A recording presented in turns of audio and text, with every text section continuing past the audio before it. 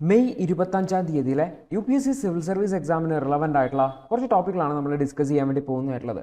അതിൽ ആദ്യത്തേത് UAPA act പ്രകാരം കുറച്ച് മെയ്ത്തി ഓർഗനൈസേഷൻസിനെ 7 മെയ്ത്തി ഓർഗനൈസേഷൻസിനെ അവരെ എക്സ്ട്രീമിസ്റ്റ് ഓർഗനൈസേഷൻസ് ആയിട്ട് പ്രഖ്യാപിച്ചു എന്നുള്ള വന്ന വാർത്തയാണ് വന്നിരിക്കുന്നതായിട്ടുള്ളത്. അപ്പോൾ നമ്മൾ നോക്കാൻ വേണ്ടി പോകുന്നത് എന്താണ് ഈ റോള്, ആരാണ് പബ്ലിഷ് ചെയ്തത്. യൂണിയൻ ഹോം മിനിസ്ട്രിയാണ് ആഭ്യന്തരമായിട്ടുള്ള വിഷയങ്ങൾ ഇൻവോൾവ് ചെയ്യുന്നത്. സോ UAPA ആക്ട് പ്രകാരം union home ministry 7 Meitei extremist ഓർഗനൈസേഷനെ എക്സ്ട്രീമിസ്റ്റ് ഓർഗനൈസേഷൻ എന്ന് പറയുന്ന കാറ്റഗറിയിലേക്ക് തിരിച്ചിട്ടുണ്ട്. അപ്പോൾ നമുക്ക് അല്ലെങ്കിൽ അൺലോഫുൾ ഓർഗനൈസേഷൻ എന്ന് പറയുന്ന കാറ്റഗറിയിലേക്ക് തിരിച്ചിട്ടുണ്ട്. അപ്പോൾ നമുക്ക് നോക്കാം എന്താണ് സംഭവം എന്നുള്ളത്. അതായത് UAPA ആക്ടിലെ സെക്ഷൻ 3 പ്രകാരം, അതായത് UAPA ആക്ട് 1967 സെക്ഷൻ 3 പ്രകാരം സെൻട്രൽ ഗവൺമെൻറ് എന്ന് വെച്ചാൽ യൂണിയൻ ഹോം മിനിസ്ട്രി, ആഭ്യന്തരകരമായിട്ടുള്ള വിഷയങ്ങളായതുകൊണ്ട് യൂണിയൻ ഹോം മിനിസ്ട്രിക്ക് ചില ഓർഗനൈസേഷൻസിനെ അവരെ അൺലോഫുൾ ഓർഗനൈസേഷൻ എന്ന കാറ്റഗറിയിലേക്ക് തിരിക്കാൻ പറ്റും. അതായത് ചില ഓർഗനൈസേഷനെ, അതായത് നിയമപരമല്ലാത്ത അല്ലെങ്കിൽ നിയമവിരുദ്ധമായ ഓർഗനൈസേഷൻസ് എന്ന രീതിയിലേക്ക് പ്രഖ്യാപിക്കാൻ വേണ്ടി പറ്റും. ഇത് നമ്മുടെ രാജ്യത്തേക്ക് മൊത്തം ബാധകമാണ് എന്നുകൂടി ഓർത്തു വെക്കണമായിരുന്നു. അപ്പോൾ റീസെൻ്റ്ലി മണിപ്പൂരിലുള്ള കുറച്ച് മിലിറ്റൻ്റ് ഓർഗനൈസേഷൻസിൻ്റെ ആക്ടിവിറ്റീസിനെ മിനിസ്ട്രി ലിസ്റ്റ് ചെയ്യുകയും അവരെ ഈ ഒരു എക്സ്ട്രീമിസ്റ്റ് ഓർഗനൈസേഷൻ കാറ്റഗറിയിലേക്ക് UAPA ആക്ട് പ്രകാരം മാറ്റുകയും ചെയ്തിട്ടുണ്ട് എന്നുള്ളതാണ്.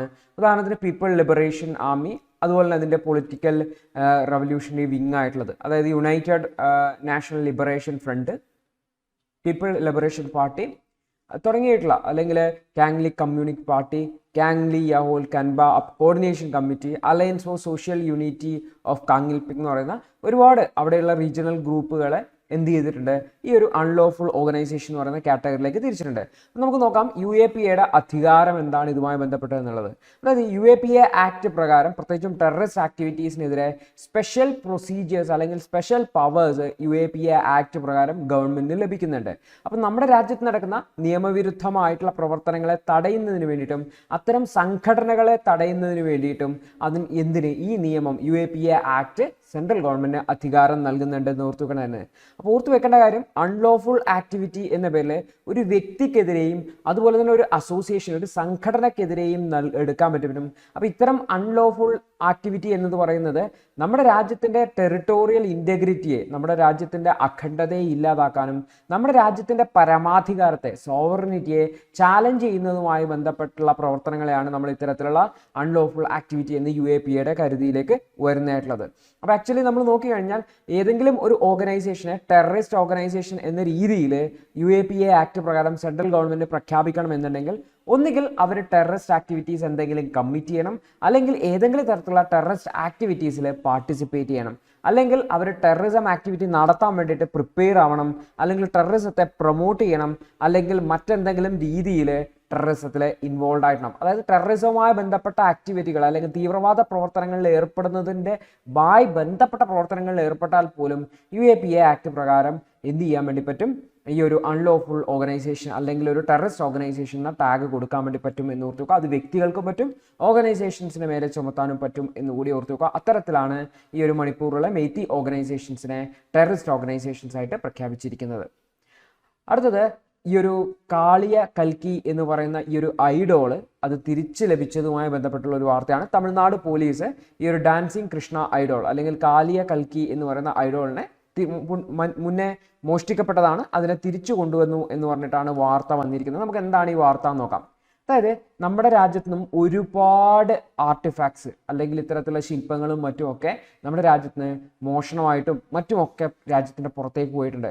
അത് ലോകത്തിൻ്റെ വിവിധ ഭാഗങ്ങളിൽ പല ബ്ലാക്ക് മാർക്കറ്റുകളിലും, അതായത് ഇത്തരത്തിൽ മോഷ്ടിക്കപ്പെട്ട സാധനങ്ങളൊക്കെ വിൽക്കുന്ന മാർക്കറ്റുകളിലും ഇന്ന് കച്ചവടം നടക്കുന്നുണ്ട്. അപ്പോൾ സ്വാഭാവികമായിട്ടും പ്രധാനമായിട്ടുള്ള ഒരു ഏജൻസി തമിഴ്നാടുവിൻ്റെ ബേസ്ഡ് ആയിട്ടുള്ള, തമിഴ്നാടുവിന് ഇത്തരത്തിലുള്ള ഒരു ഏജൻസി ഉണ്ട്.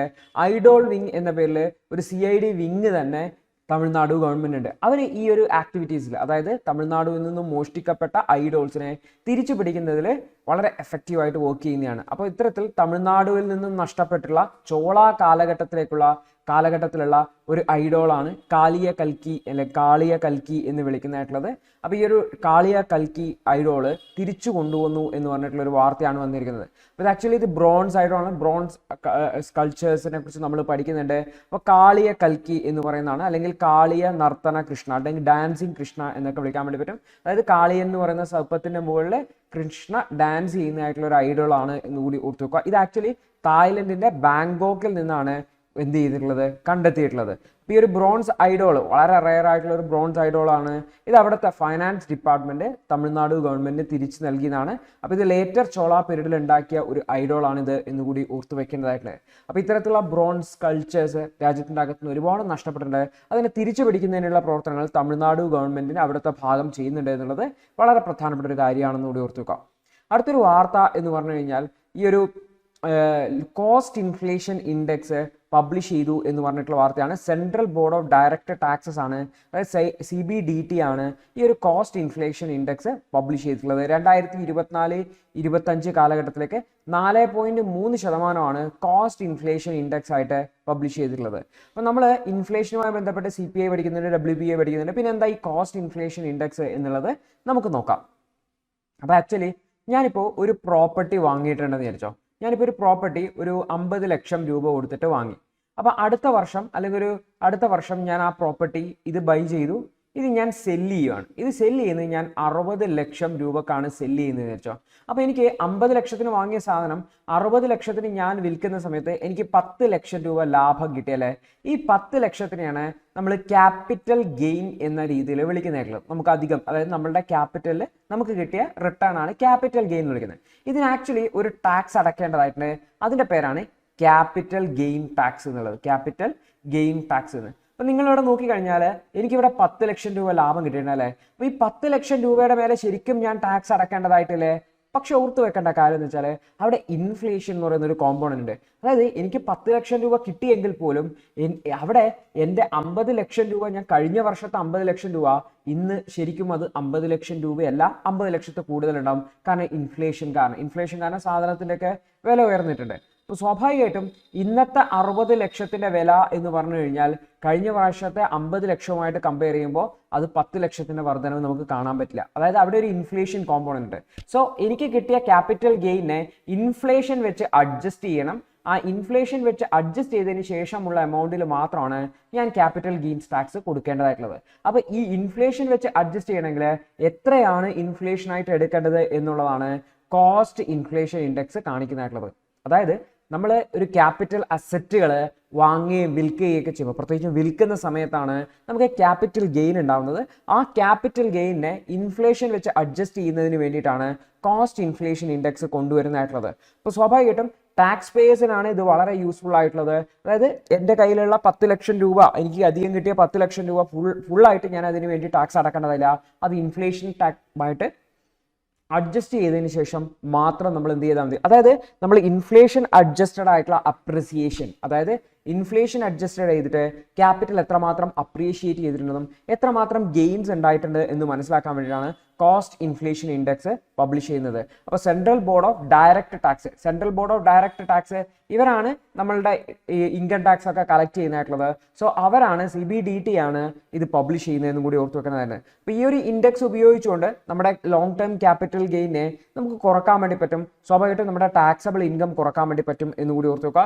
അപ്പോൾ ഇത് സാധാരണ ഉപയോഗിക്കുക ലോങ് ടേം ക്യാപിറ്റൽ അസറ്റ്. സാധാരണ ഞാൻ ഇവിടെ ഒരു വർഷം കൊണ്ട് വാങ്ങി വിറ്റു എന്ന് പറഞ്ഞെങ്കിൽ നോർമലി നമ്മൾ ഇത്തരത്തിലുള്ള capital gain tax long term capital gain ടാക്സിനാണ് അപ്ലിക്കബിൾ മോർ ദാൻ 1 ഇയർ വരുമ്പോൾ. അപ്പോൾ ഇത് ആക്ച്വലി നമ്മുടെ ടാക്സ് ലയബിലിറ്റി കുറക്കാൻ വേണ്ടിയിട്ട് സഹായിക്കും എന്ന് കൂടി ഓർത്ത് വെക്കുന്നതാണ്. അപ്പോൾ ഇത് ആരാണ് നോട്ട് ചെയ്യുന്നത്? Central board of direct taxes ആണ്. 2024-25 ഇത് 4.3% വർധനമായിട്ടാണ് കാണിച്ചിരിക്കുന്നതെന്ന് കൂടി ഓർത്ത് വെക്കുന്നതാണ്. അപ്പോൾ ആക്ച്വലി ഈ ടാക്സ് ലയബിലിറ്റി എപ്പോഴാണ് സാധാരണ വരിക? നമ്മളുടെ ക്യാപിറ്റൽ അസറ്റുകളായിട്ടുള്ള ലാൻഡോ പ്രോപ്പർട്ടിയോ ട്രേഡ് മാർക്കുകളോ ഈവൻ പേറ്റന്റുകളോ ഓർത്ത് വെക്കുക. ലാൻഡ്, പ്രോപ്പർട്ടി, ട്രേഡ് മാർക്കുകൾ, പേറ്റന്റുകൾ ഇതെല്ലാം തന്നെ നമ്മളുടെ അസറ്റുകളായിട്ടാണ് കണക്കാക്കുക. ഇതിൽ ലാൻഡും പ്രോപ്പർട്ടിയും ഒക്കെ നമുക്ക് ടാഞ്ചിബിൾ അസറ്റ് ആണെങ്കിൽ ഈ ട്രേഡ് മാർക്കും പേറ്റന്റും ഒക്കെ ഇൻടാഞ്ചിബിൾ അസറ്റ് ആണ്. അതായത് നമുക്ക് ഫിസിക്കലി കാണാൻ പറ്റില്ല, പക്ഷെ നമ്മുടെ കയ്യിലുള്ള ഒരു അസറ്റ് ആണ് എന്ന് പറയാൻ വേണ്ടി വരും. ടാഞ്ചിബിൾ അസറ്റ് എന്ന് പറഞ്ഞാൽ നമുക്ക് നേരിട്ട് കാണാൻ വേണ്ടി പറ്റുന്ന അസറ്റുകളാണെന്ന് ഓർത്ത് വെക്കുക. അപ്പോൾ ആക്ച്വലി ഇത്തരത്തിലുള്ള അസറ്റുകളുടെ മേലെയാണ് എന്ത് വരുന്നതായിട്ടുള്ളത്? Tax liability വരുന്നതായിട്ടുള്ളത്. അപ്പം ഇത് ആക്ച്വലി ഈ ഒരു ഈ ഒരു വിഷയം മുന്നേ ഒരു ചെറിയ വിഷയമായിട്ട് വന്നിട്ടുണ്ടായിരുന്നു. കാരണം 2023 ഫൈനാൻസ് ആക്ടില് ഈ ഒരു ഇൻഡെക്സേഷൻ എന്ന് പറയുന്നത് ഡെപ്റ്റ് മ്യൂച്വൽ ഫണ്ടുകൾക്ക് ഒഴിവാക്കിയിട്ടുണ്ടായിരുന്നു. അതായത് ഡെപ്റ്റ് മ്യൂച്വൽ ഫണ്ടുകൾ എന്ന് പറഞ്ഞു കഴിഞ്ഞാൽ നമ്മൾ ഗവൺമെന്റിന്റെ ബോണ്ടുകൾ പോലുള്ള അല്ലെങ്കിൽ ഇത്തരത്തിലുള്ള ഡിബെഞ്ചേഴ്സ്, ബോണ്ടുകൾ പോലുള്ള ഡെപ്റ്റ് ഇൻസ്ട്രുമെന്റ്സ് ബേസ്ഡ് ആയിട്ടുള്ള മ്യൂച്വൽ ഫണ്ടിൽ ഇൻവെസ്റ്റ് ചെയ്യുന്നതിനെയാണ് ഡെപ്റ്റ് മ്യൂച്വൽ ഫണ്ട് എന്ന് വിളിക്കുന്നതായിട്ടുള്ളത്. അപ്പോൾ ഇത്തരം മ്യൂച്വൽ ഫണ്ടുകൾക്ക് ഈ ഒരു ഇൻഡെക്സേഷൻ ഒഴിവാക്കിയിട്ടുണ്ടായിരുന്നു എന്നുകൂടി ഓർത്തു വെക്കേണ്ടതായിരുന്നു. അപ്പോൾ ഏപ്രിൽ 1 മുതൽ ഈ ഒരു ഇൻവെസ്റ്റേഴ്സിന്റെ ഈ ഒരു ടാക്സ് ലാബ് റേറ്റിൽ ഇത് അപ്ലിക്കബിൾ ആകും. സ്വാഭാവികമായിട്ടും ഈ ഒരു അപ്ലിക്കേഷൻ അതിന്റെ ബെനിഫിറ്റ് ഇത്തരത്തിലുള്ള ഇൻവെസ്റ്റേഴ്സിന് വരും എന്നുകൂടി ഓർത്തു വയ്ക്കേണ്ടതായിരുന്നു. അപ്പോൾ cost of inflation index, cost inflation index ആരാണ് പബ്ലിഷ് ചെയ്യുന്നത് ഓർത്തു വെക്കുക, എവിടെയാണ് ഇത് അപ്ലിക്കബിൾ ആവുന്നതെന്നും കൂടി ഓർത്തു വയ്ക്കേണ്ടതായിട്ടുണ്ട്. അടുത്തൊരു വാർത്ത, ബ്രസീലും യൂറോപ്യൻ യൂണിയനും ഇന്ത്യ ഇമ്മീഡിയറ്റ് ആയിട്ട് ഷുഗർ സബ്സിഡിയുമായി ബന്ധപ്പെട്ട വിഷയത്തിൽ മറുപടി നൽകണം എന്ന് പറഞ്ഞുകൊണ്ട് WTO ഒരു പേപ്പർ കൊടുത്തിട്ടുണ്ട്.